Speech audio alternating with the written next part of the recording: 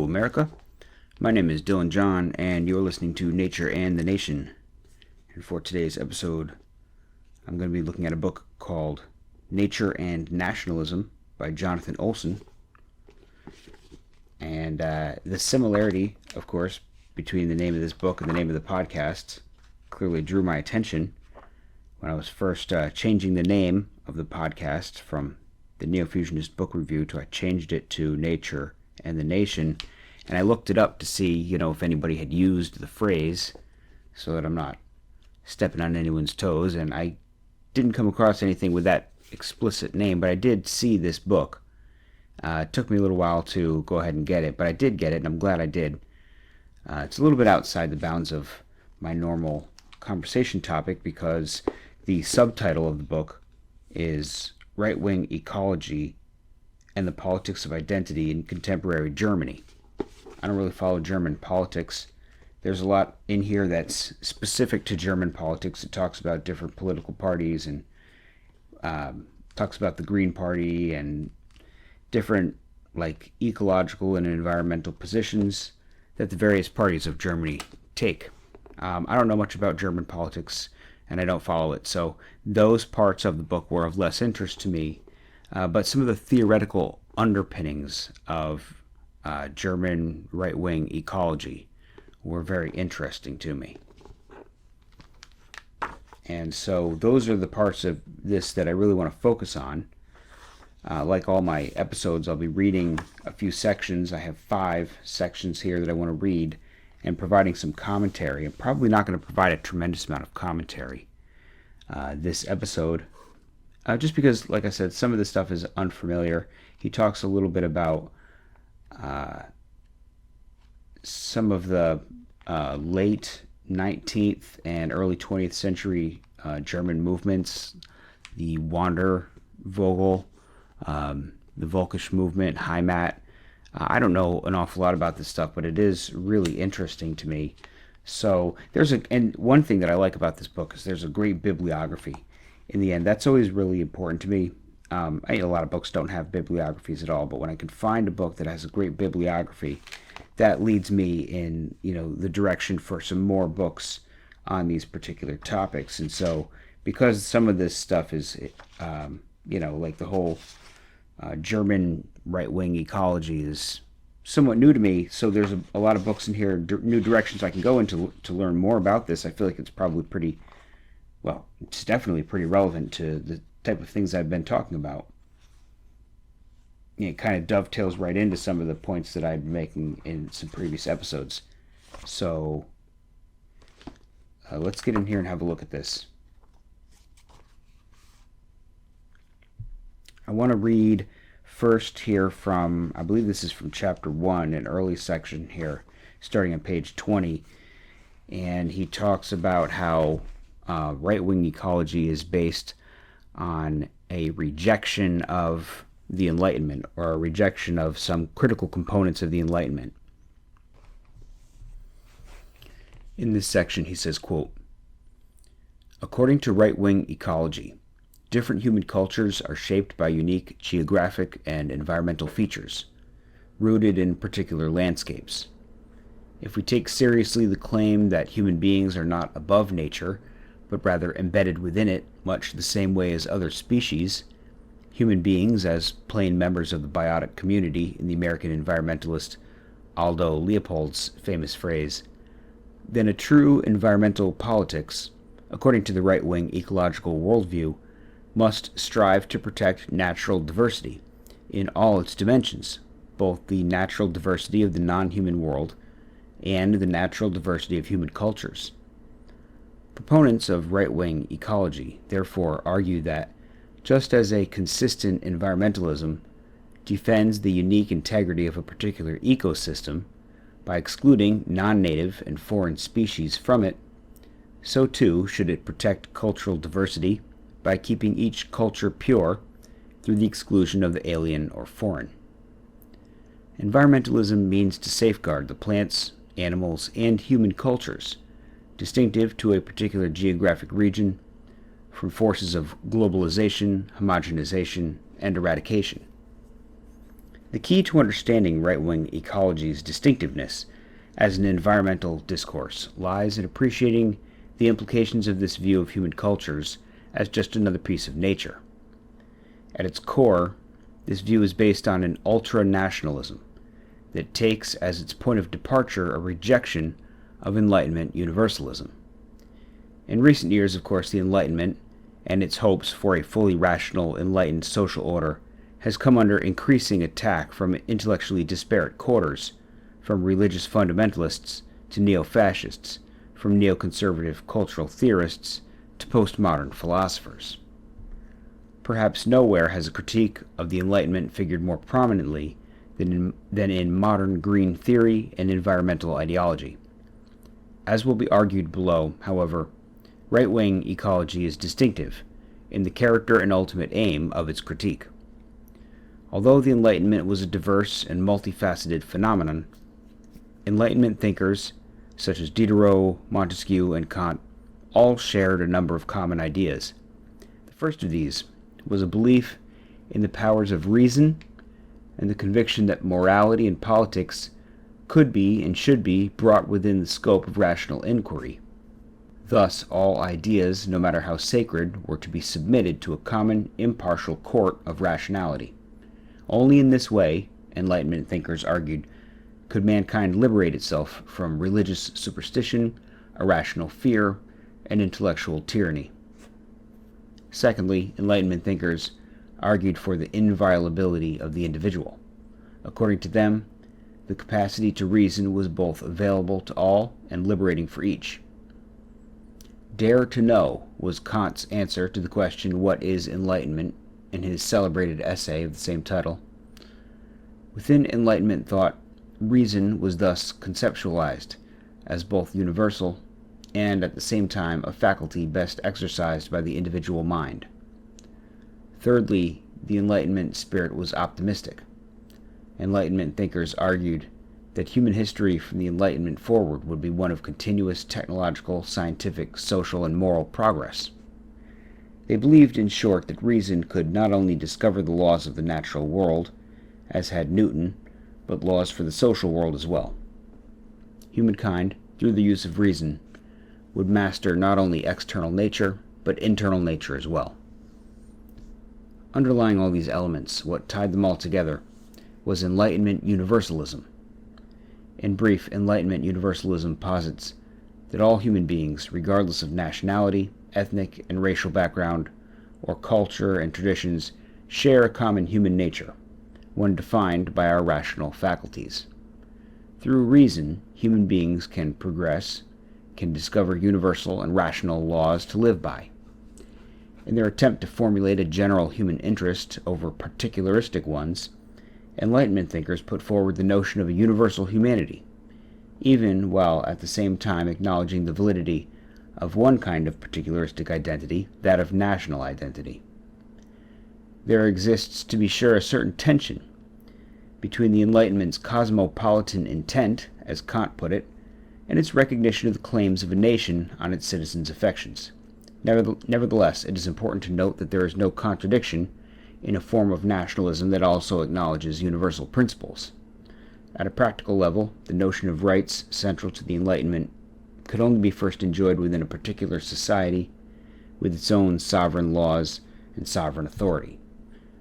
Thus, although the Enlightenment's ultimate vision was that of a global community in which all human beings could peacefully coexist, a precondition for this was the existence of independent, democratically organized nation-states, themselves founded on Enlightenment principles. While Enlightenment values, as universal values, are often thought to be hostile to any kind of nationalist sentiment, Enlightenment nationalism is, in fact, as old as the Enlightenment itself. The Enlightenment's conception of national identity was informed then by the Enlightenment's universal anthropology. Enlightenment thinkers denied the naturalness of any collectivity, including the nation. Yet this did not preclude for them a sense of belonging to a particular group and a particular place. In other words, Enlightenment Universalism presupposes a view of human nature divorced from the traditions and cultures in which individuals find themselves. At the same time, Enlightenment thinkers neither denied our facticity, nor the idea that our culture and homeland make claims on our affections. What they did claim was that human nature is not defined by these contingencies. For Enlightenment thinkers, to deny our capacity for such transcendence would be to make humans prisoners of a fixed nature, and thus to reify, to make a thing, an alien power out of our own human creations, not merely cultures, nations, and traditions, but human nature itself. The environmental critique of the Enlightenment has proceeded on many fronts. Most environmentalists, for example, have argued that the Enlightenment's untempered confidence in progress and attempt to master nature has generated an exploitive attitude toward the natural world. Moreover, the Enlightenment's emphasis on what many Greens have seen as an egoistic individuality has left humans spiritually impoverished, alienated from both a disenchanted natural world and a social one. And echoing a critique first voiced by the Frankfurt School's Theodor Adorno and Max Horkheimer, many Greens have argued that the Enlightenment's conception of reason harbored a purely instrumental approach toward the natural world in which nature has been seen as a hostile foe to be conquered or a collection of fungible objects to be consumed.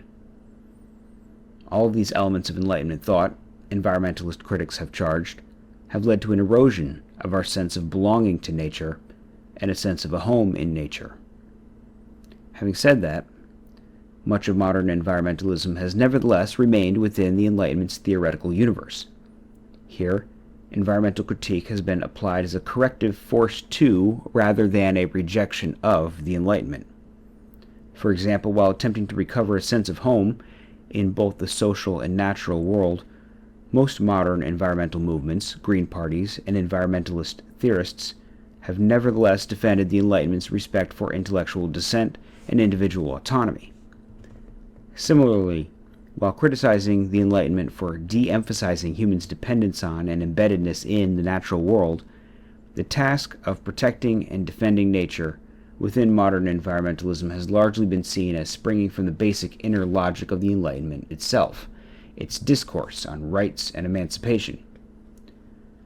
Finally, although voicing a criticism that Enlightenment Universalism often descends into a placeless globalism that erodes our deep psychological connection to nature, a form of universalism characteristic of transnational capitalism, most Greens have nonetheless been concerned to re-emphasize a common human interest over narrow particularistic ones.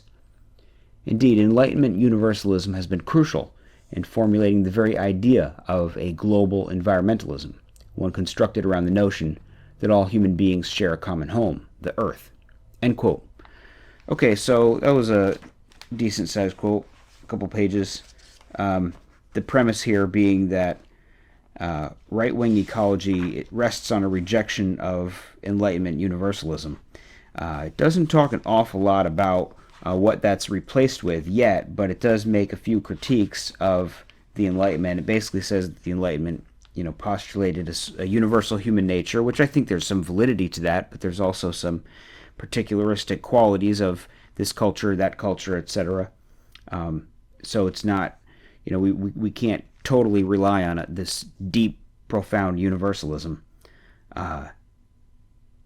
But he also talks about how much of the environmental movement, although it criticizes aspects of the Enlightenment, it does so from within the framework of the Enlightenment, and he still maintains to utilize theoretical tools of the Enlightenment in its pro-environment critique. So it's not really a rejection. It doesn't rest on a rejection of the Enlightenment, like kind of standard liberal environmentalism. So then he talks more about how right-wing ecology is opposed to that and offers a different alternative vision. In this section, he says, quote, "Right-wing ecology is based on an ultra-nationalism with a profound hostility to Enlightenment Universalism. Deeply influenced by Romantic and Neo-Romantic political thought, ultra-nationalism, sometimes called integral or illiberal nationalism, gathered momentum by the mid to late 19th century.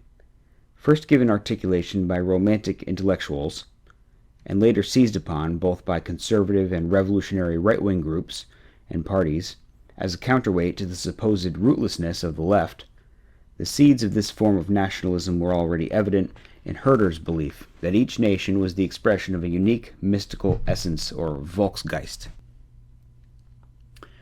At a conceptual level, we can identify at least three characteristics that distinguish this ultra-nationalism from the kind of Enlightenment nationalism discussed above.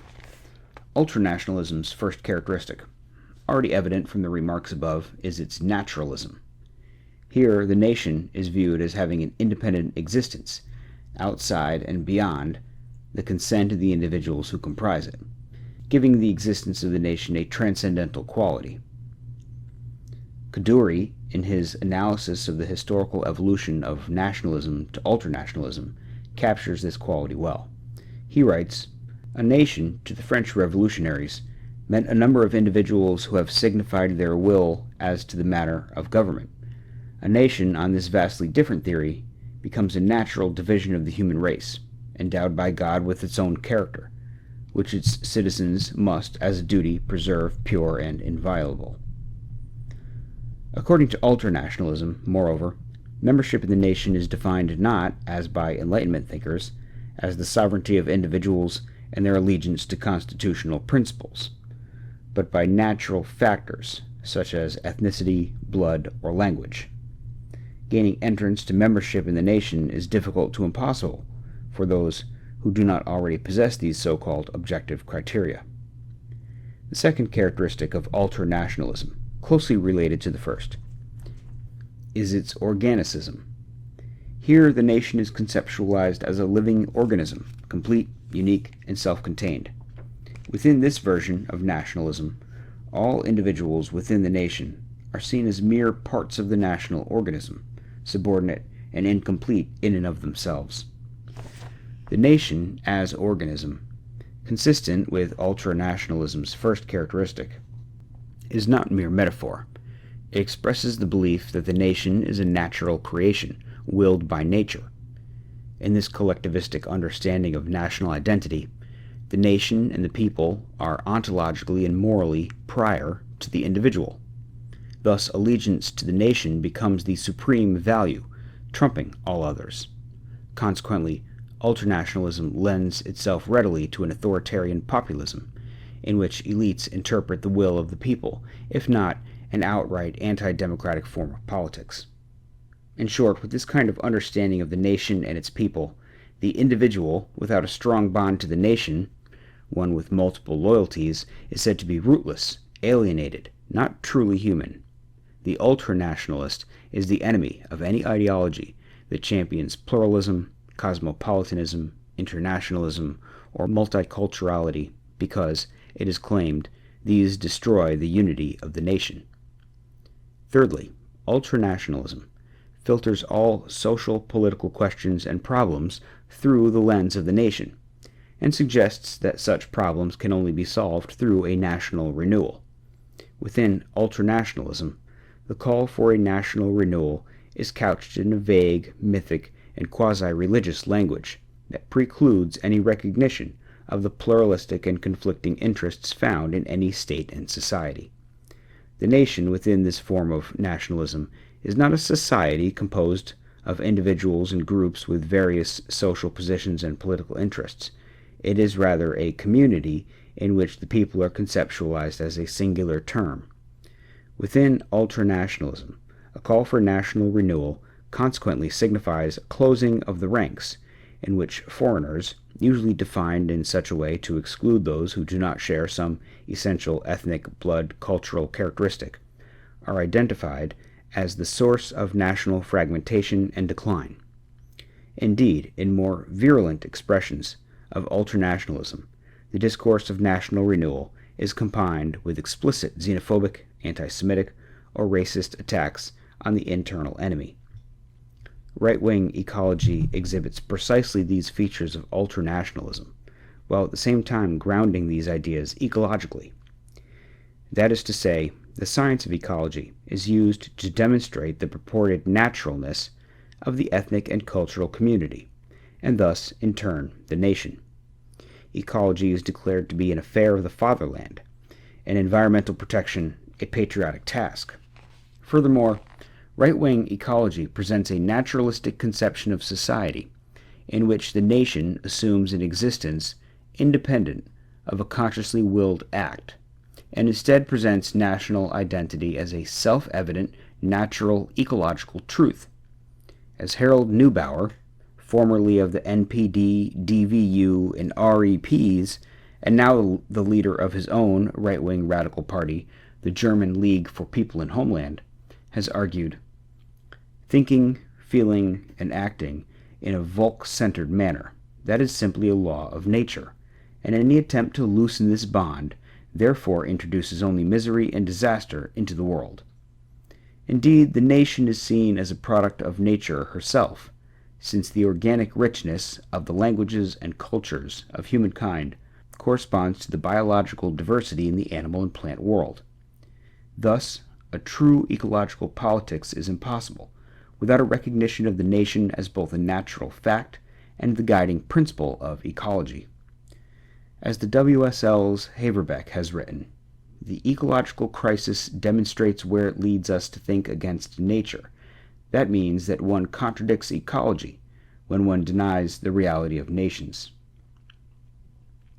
Similarly, right-wing ecology views the nation and its peoples as an ecological organism, complete and self-contained. It describes national cultures, ethnic groups, and nations in terms of a unified and closed ecosystem. Within this kind of environmentalism, individuals are conceptualized as nothing more than incomplete parts of an organic ecological whole.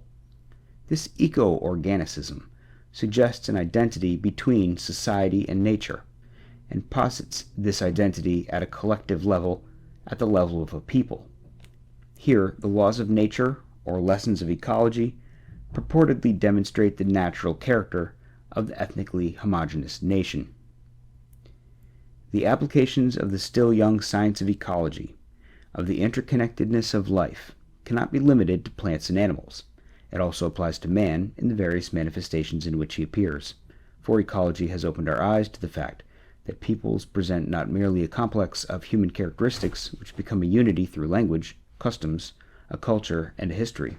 People are also unmistakably stamped in a unique way through the soil out of which they grow and the space which surrounds them. They emerge out of nature. They are themselves part of nature. The Latin word expresses this well.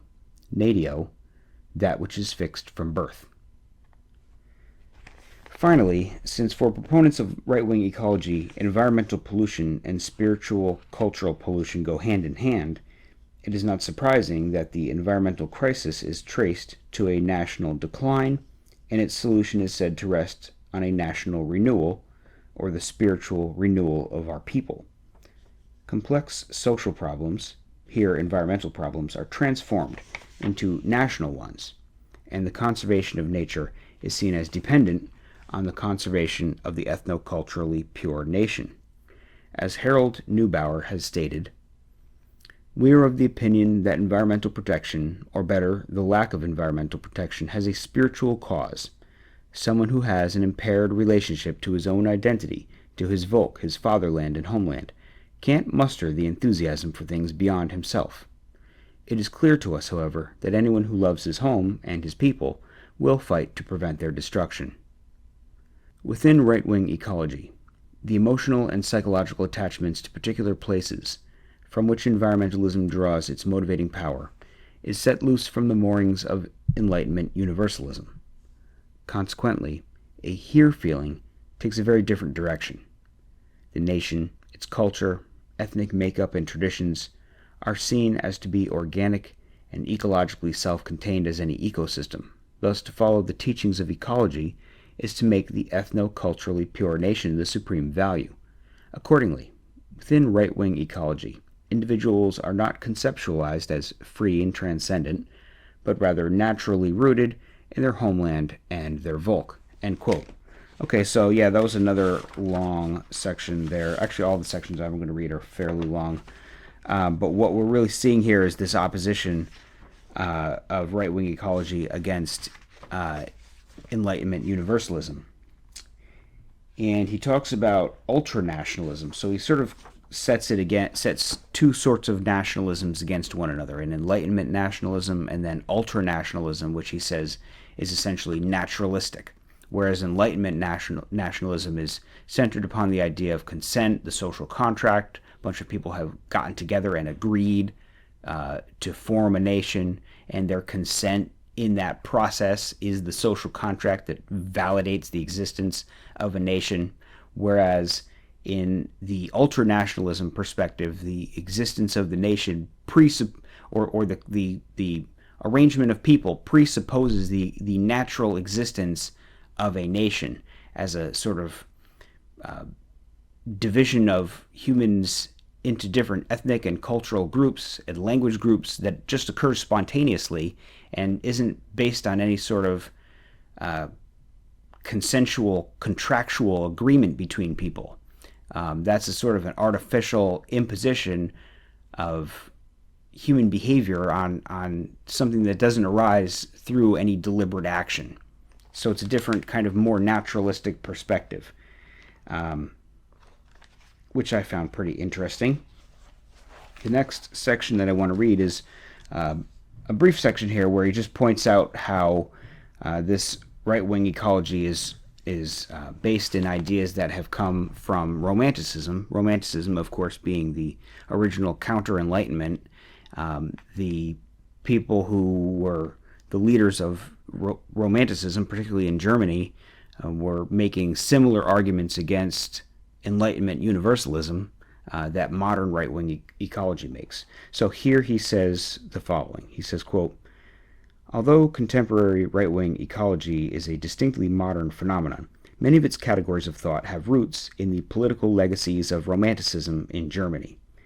Especially important was Romanticism's philosophical critique of Enlightenment Universalism. Despite many Romantics' view that they were operating within the tradition of the Enlightenment, the Romantics posited an understanding of national identity essentially at odds with Enlightenment Universalism.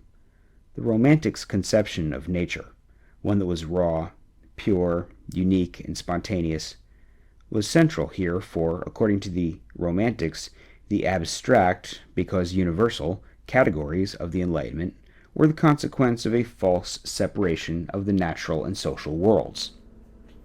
In contrast, the Romantics maintained that humans were a part of nature, an idea that was no mere metaphor. Thus, Romanticism posited national identity, the nation and its culture, as a product of nature, rather than as a human creation. Nations and peoples were conceptualized as organic, naturally existing entities, as distinctive and unique as the natural landscapes in which these were claimed to be rooted. By the middle of the 19th century, the deleterious effects of industrialization on the environment had become clear, and a model for understanding the root of the destruction of nature was eagerly sought after. Nowhere were the environmental effects of industrialization felt more strongly than in Germany. The Romantics' understanding of the relationship between human beings and the natural world percolated in environmental discourse, in a time in which Germany's rapid transition to modernity, in turn, had raised the question of how to understand German identity. The categories of Romanticism manifested themselves in a right-wing version of environmentalism, whose imprints could be seen in one powerful strand of the first German environmental movement, the Heimat movement, in the work of Volkish intellectuals, and finally in the work of Ernst Haeckel, the founder of modern ecology, and his various disciples. According to this kind of environmentalism, environmental despoliation is the result of the triumph of a universalistic civilization over rooted culture. In this form of environmental critique, moreover, the conservation of pure nature is seen as dependent on the conservation of the pure, that is, ethnically and or culturally homogeneous nation, one that is in accordance with the laws of nature.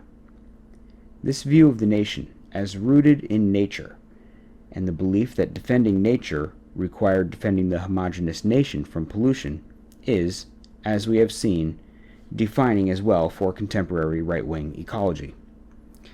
So that's pretty interesting. He's talking about how at the time of the Romantic movement, which was really built largely around literature, poetry, it wasn't as much like a lot of the Enlightenment.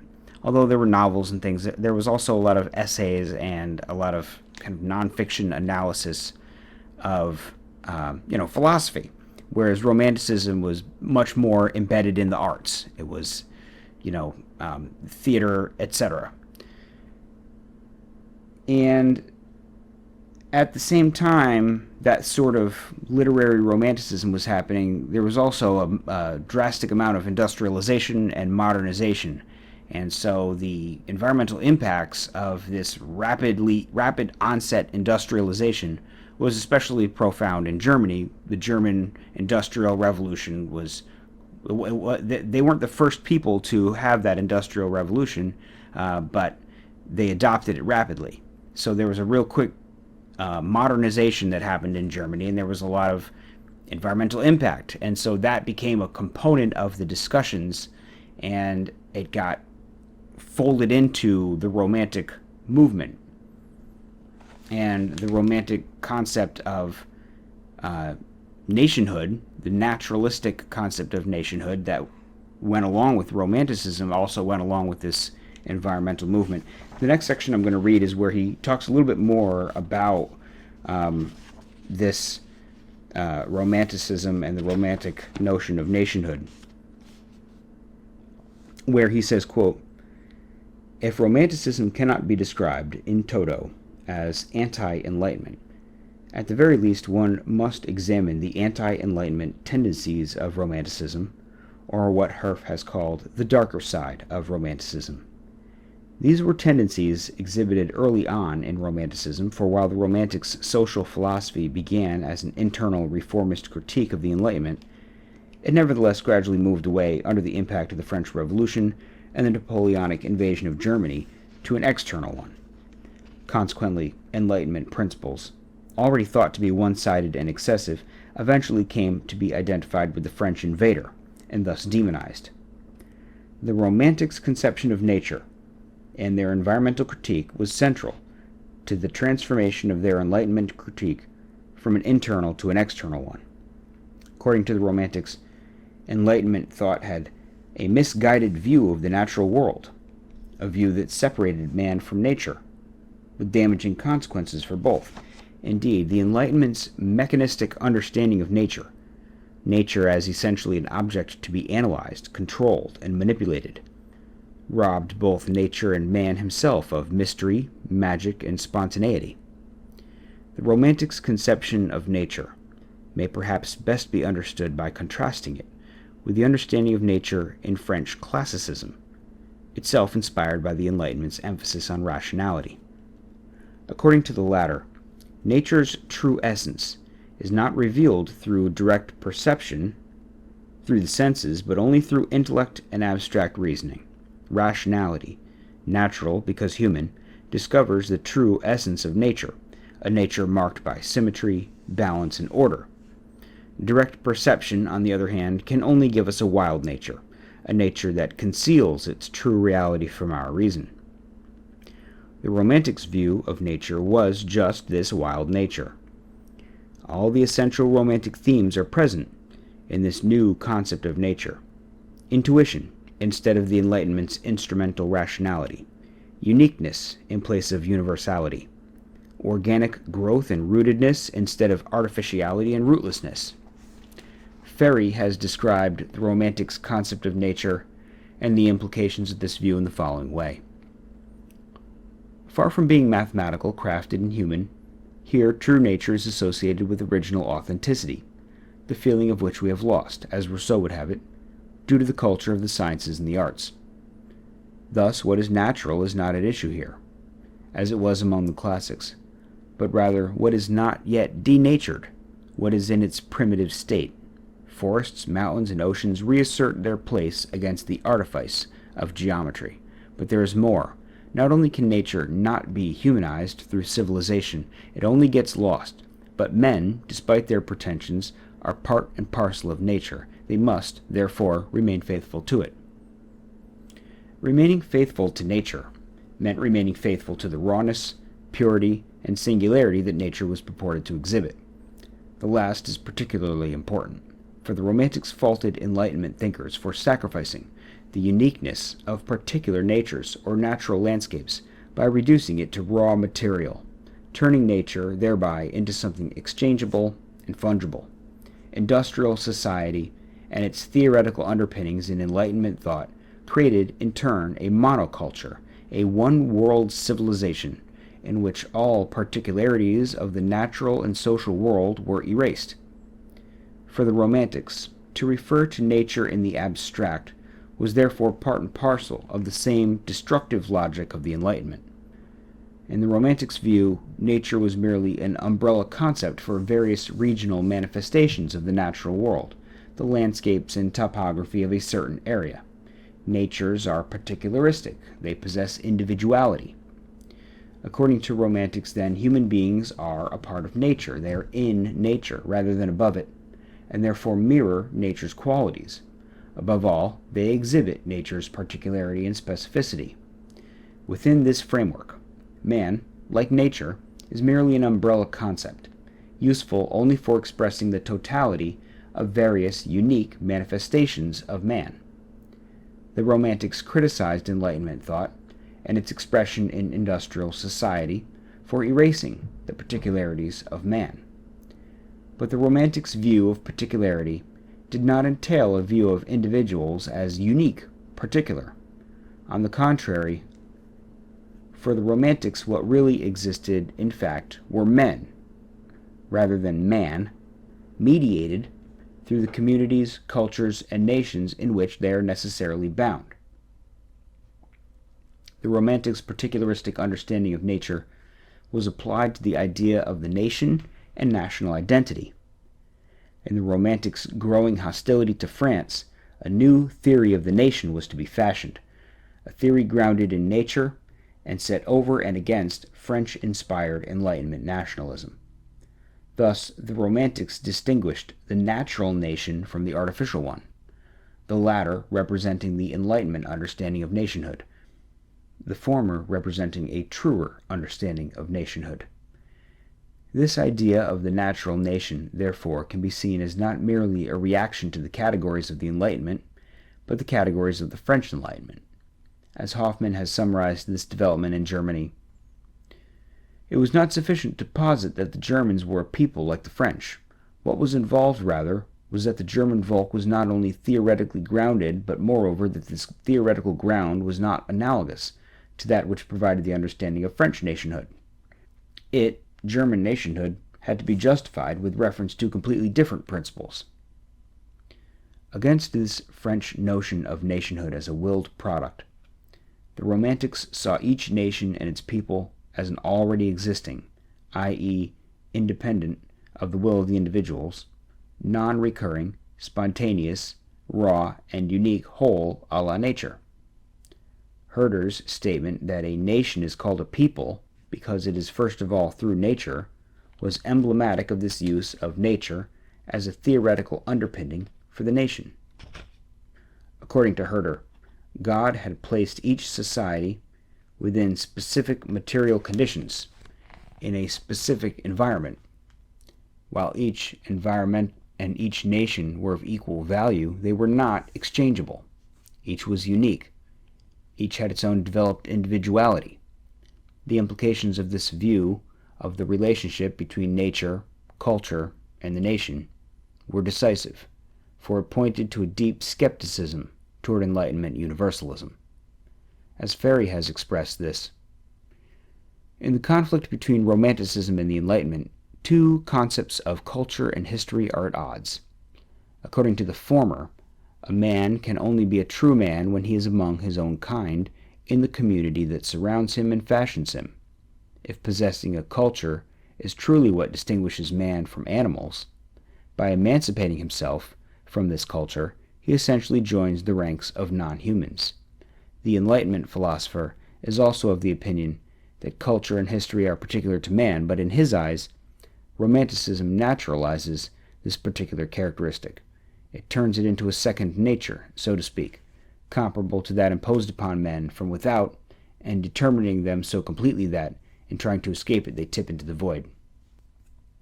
Quite explicit in the Romantics' conception of natural identity, then, is the view that the nation and its people are themselves products of nature, united by a unique essence, or volkisch, and as organic as a natural landscape. Moreover, nations are not merely more natural than individuals, but more individualistic as well. While individuals are but parts of an organic whole, they cannot be said to be complete and thus individualistic in themselves. Individuals are part of a greater whole, the nation, whose distinctiveness and individuality is given by nature herself. As the Romantic Adam Muller expressed this, peoples are individuals, for nature constructs her order out of the infinite differences of human beings, where they live, their needs, their climate, their ways of governing themselves. According to this view, then, the nation is not, in fact could not be, a bearer of universal values. A nation, rather, was a unique, cultural, linguistic, ethnic, and organic unity. Precisely because the nation was itself a product of nature, according to Romanticism, the good individual, in turn, is one who is true to this environment, to his society, and to the nation. One cannot be a good individual without being true to the nation. One who does not feel at one with his nation is not truly whole, and the cosmopolitan, without a true sense of home, is doomed to artificiality. Accordingly, difference and tolerance of differences within a nation were proclaimed by many Romantics to be destructive of the nation's, and thus ultimately the individual's, existence. Schleiermacher, arguing that tolerance has no object other than destructiveness. End quote. So, again, we see the same argument that, according to the Romantics, the nation is itself a natural phenomenon. And I think that's important in context of what we talked about in the last episode and in the episode before that, as we look at different concepts of what the natural organization of humans is. Rousseau had postulated this very individualistic human nature. And Rousseau is actually considered one of the fathers of Romanticism, but he's also very individualistic, and Rousseau stands with kind of straddling the line with one foot in both worlds. He is very much a product of the Enlightenment. He is very individualistic, and he's very concerned with the social contract. This is a very Enlightenment thought. But he also rejects components of the Enlightenment. He rejects components of modernity, technology, rationality, things of that nature. Then there was the content of the last episode that really said, actually, the natural state of people, if we look around and say, okay, well, how do people tend to organize themselves throughout the world and throughout history, we find something closer to clanism. And even the nation state is something that doesn't arrive but under very specific circumstances. Now, this book argues that the nation is not an entirely artificial product. It could almost be seen as the summation of a clan system. Like in the last book, he had said that the smallest unit that could be considered a clan would be the smallest unit to which exogamy applies, or let's say the largest unit to which exogamy applies. In other words, the largest unit that you cannot marry within constitutes the clan, and so that's a sort of a small unit. Like among the, let's say, Somali people, I talked in that episode about all these different subdivisions of the tribes within tribes within tribes. It's at the relatively small level, the lower level, the smaller subgrouping, where you cannot marry within that group. But then at the larger subgroupings, at higher levels beyond that, that's marrying within those larger groups is considered acceptable. So let's say then at the larger end of the group, you would reach the largest group of people that could be considered one people. That might be the Somali people. And then extending anything beyond that, you're dealing with a whole other people. Where do you draw that sort of line? Can you draw it at language? Maybe so, maybe not. But I think there's probably a collection of things: ethnicity, language, culture, location, geographic boundaries, a variety of things that would sort of cause a collection of smaller subdivisions to unify and say, we are a people. Like you might say in Greece, ancient Greece, you've got the Athenians and the Spartans, and they're at war with each other. They're not part of one state. They're separate from one another, and yet there's also a sense in which they consider themselves all to be Greeks, and over time that manifests itself as the nation state of Greece. So, I guess the premise here would be that at some point there's a kind of a natural distinction that this would be the point in this subdivisions of smaller and smaller groupings or larger and larger groupings. There's a tier that stands out where the national sovereignty lies, and that would be something that would kind of oversee or constitute the smaller clans, but would in a way kind of come before them. It would be prioritized. Its interests, the interests of this particular tier, the nation level tier, those interests are greater or are highlighted in some way above those other clan systems. I mean, just different kind of ideas about what the natural grouping is. Does the nation state have some naturalness to it, or is it a completely artificial phenomenon? It's an ongoing question. So then one more section that I want to read here, the last section, where he expands from like some of the things that came after Romanticism around the turn of the century, late 19th century and early 20th century. So here he says, quote, "The term volkisch has been used to designate a stream of thought and a cultural disposition that crystallized in late 19th century Germany. Armin Moeller, historian of Weimar's conservative revolution and one of the leading voices of ultra-conservative to far-right politics in post-war Germany, defined Volkish thinkers as those for whom man is essentially preformed through his origins, regardless of whether this means the still formless stuff of a race or an already historically constituted people or tribe. Volkish thought can be seen as a broadening and deepening of many of the tendencies and inner logic of Romantic thought. The concept of the Volk illustrates the unique combination of concerns characteristic of Volkish thought. Moss has noted that Volk is one of those perplexing German terms which connotes more than its specific meaning. Volk is a much more comprehensive term than people, for to German thinkers, ever since the birth of German Romanticism in the late 18th century, Volk signified the union of a group of people with a transcendental essence.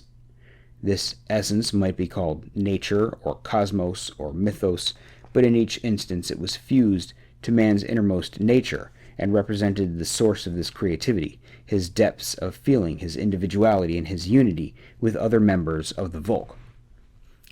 Volkish ideologues extolled the virtues of rural life, condemned the neglect of tradition and the decay of morals, and lamented the destruction of the natural environment. Uniting this cultural critique under the concept of nature, Volkish thinkers used what was essentially a romantic conception of nature as totality to argue that solutions to Germany's crisis lay in correctly grasping and applying the lessons of nature. The main representatives of Volkish thought, among them Julius Langben, Eugen Diederichs, spokesman for a new Romanticism, and Paul Lagarde, argued that cultures were rooted in nature, not nature as a totality, but only its regional manifestations. In other words, the specific material and environmental conditions of the nation give life to a particular culture and stamp the character of a people. Cultures were rooted in the soil, organic as plants. Those cultures, such as those of the gypsies or Jews, in short, all cosmopolitans, that had no particular landscape, or heimat, could not really be said to be cultures at all, were rootless and thus contemptible. According to Volkish thought, moreover, the tie between the Volk and its landscape had been broken in Germany. The so-called materialistic West, and its expression in the ideologies of liberalism and Marxian socialism, had infiltrated German society and alienated the German people from their nature. Nature understood in this double sense as both human character and landscape. Both aspects of this German nature, then, had been poisoned by alien elements that broke the unity of the Volk with its nature. Against this development, these thinkers argued for the reintegration, the re-rooting of the German Volk within its nature.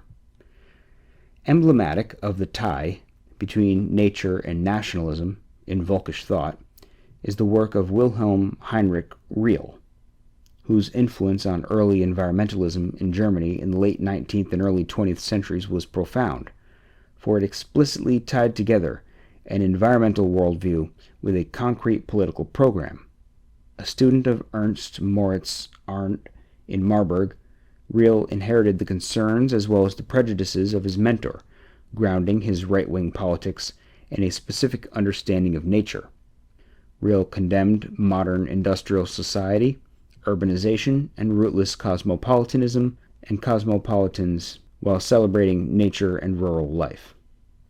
Moreover, his view of the stratified social system of the Middle Age as a model for contemporary German society was the very definition of a reactionary politics. Riehl's three-volume work, published between 1851 and 1855, The Natural History of the German People, propounded a theory of environmental determinism, in which each cultural nation is stamped by the material and environmental conditions in which it finds itself. Like many of his contemporaries, and in the tradition of Romanticism, Riehl contrasted a rooted culture with a rootless civilization, the latter embodied in the urbanism, that which eliminates the distinctive stamp of nationality, materialism, and modern ideologies characteristic of the West. According to Riehl, Germany had been led astray by the West through industrialization and urbanization. Western materialism, by looking at the natural world only instrumentally, as a collection of resources, missed the ways in which nature provided a physical and psychological home, a heimat. Riehl thus argued against a pure conservationist perspective for environmental protection, for instance, one that cares for nature but only insofar as it provides raw material for human consumption.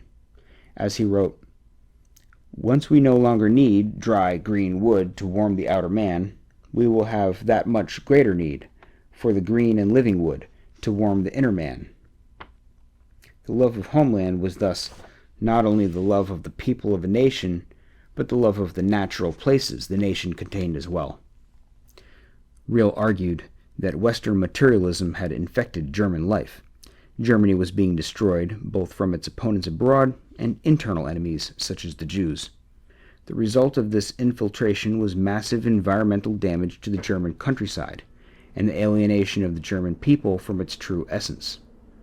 Riehl's solution lay in the rejuvenation of the German nation and the German Volk through a return to peasant values. Indeed, he held up the peasantry as the model for a re-rooted German life, one that could oppose Jewish cosmopolitanism. Only in this way, Riehl maintained, could nature be protected, remain unspoiled and unpolluted. At the same time, an unpolluted and unspoiled nature would provide the impetus for a revival of national life in Germany. Thus, Riehl wrote, "We must retain the forest, not only to keep our stoves from growing cold in wintertime, but also to keep the pulse of our nation beating warmly and happily. We need it to keep Germany German." For Riehl, then, the protection of nature depended upon the protection of the nation, while at the same time the future of the nation was bound up with a healthy, unpolluted nature. The heimat movement in Germany at the turn of the century did not, as a whole, propose the same kind of reactionary political solutions to environmental problems that Real did. It reflected rather a general and diffuse tendency within German political culture at this time to reconfigure a natural life, one that would recapture the warmth, vitality, community, and embeddedness in nature thought to be characteristic of a pre-capitalist modernity, and captured in the concept of heimat.